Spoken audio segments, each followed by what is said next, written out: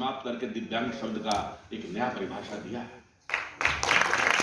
हमारे राष्ट्रीय स्वयंसेवक संघ के एक पूरा संगठन ही सक्षम के नाम से चलता है। आज लाखों करोड़ों लोग अपने रेटिना दान करने के लिए लाइन लगाए हुए हैं और इससे लाखों लोगों को हम नेत्र भी प्राप्त हो रहा है। दुनिया आपके साथ खड़ी है, सरकार आपके साथ खड़ा है, भगवान आपके साथ खड़ा है।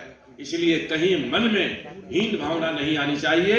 प्रत्येक व्यक्ति को ईश्वर विशेष काम के लिए ही बनाया है।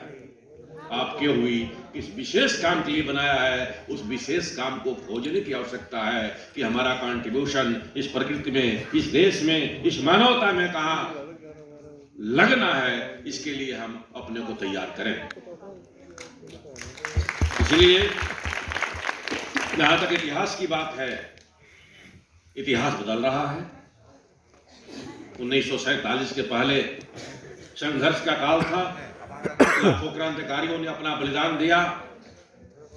कवियों ने लिखा, लेखकों ने लिखा, पुस्तक लिखने वालों ने लिखा, रामायण और महाभारत भी लिखा। और रामायण महाभारत का दो ही बात है, केवल दो बात है कि धर्म की विजय हो और अधर्म का नाश हो। इसीलिए इतिहास धर्म है। इतिहास राजा रानी की कहानी नहीं है। इतिहास किसी अकबर बाबर की जीवनी नहीं है।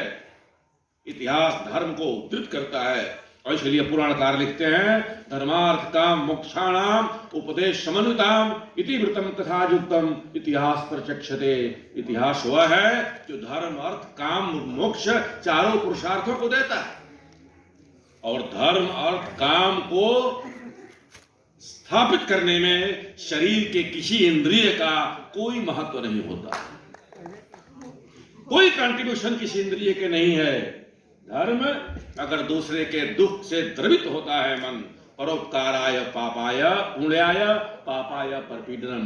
पूरे महाभारत और रामायण पुराणों के सारे जिष्ट को निकालिए तो दूसरे को दुख देना ही पाप है और दूसरे को सुख देना ही पुण्य है। रामचरितमानस में तुलसी लिखते हैं, परहित सरिस धर्म नहीं भाई और पर पीड़ा सम नहीं अदमाई।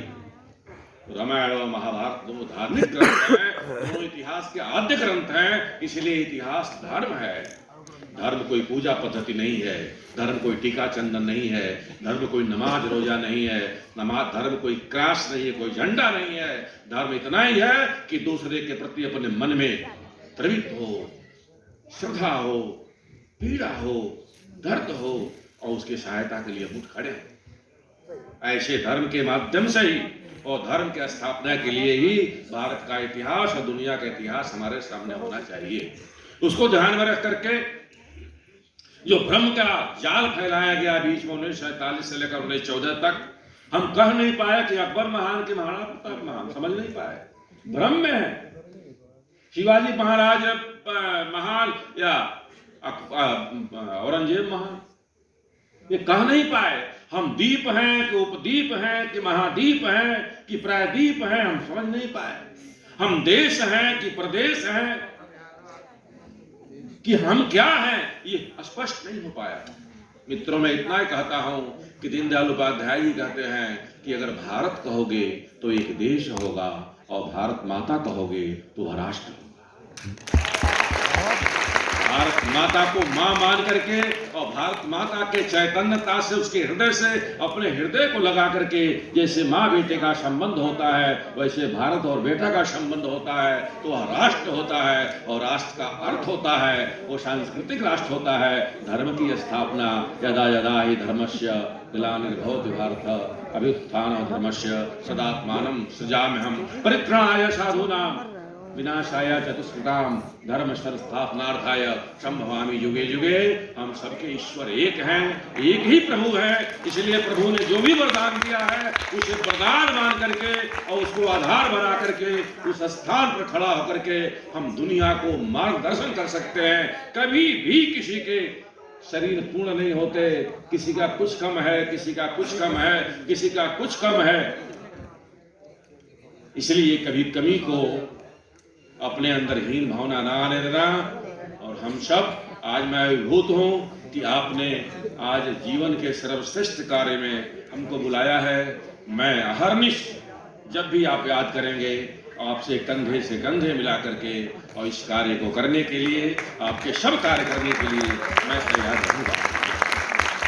स्वामी राम भद्राचार्य जी हमारे बहुत ही शुभेच्छु हैं, हमारे आचार्य और गुरु हैं। उन्होंने दिव्यांग विश्वविद्यालय की स्थापना की। देहरादून में बहुत बड़ा काम हो रहा है। पूरे दुनिया में विभाजन के लिए सब लोग और सरकार भी सब प्रकार से सानिध्य है। आपके जो भी मांग होंगे, जो भी आपके रिक्वायरमेंट होंगे, वो सबको लेकर के हम संगठन से सरकार तक आपके साथ चलेंगे और सबका समाधान निकलेगा। मैं कल शाम को गुजरात में प्रमुख स्वामी जी के शताब्दी वर्ष में था। आज फिर गोवा जाना था, टिकट वहीं से था, लेकिन आपके आग्रह को मैं ठुकरा नहीं पाया और रात में 12 बजे मैं गुजरात से आया हूँ और फिर अभी तुरंत यहाँ से एयरपोर्ट जाऊँगा। गोवा जाना है, आपने मुझे बुलाया, आपने मुझे सुना, इसके लिए मैं आपका बहुत आभारी हूँ और विशेष रूप से मंच पर बैठे सारे को प्रणाम करते हुए और सारे बंधु भगिनियों को ईश्वर से यह प्रार्थना करते हुए कि आपके दिव्यांगता को वरदान के रूप में साबित करके और भारत माँ के लाल के रूप में आप स्थापित हों, इतना ही कहकर मैं अपने वाणी को विराम देता हूँ। बहुत बहुत धन्यवाद।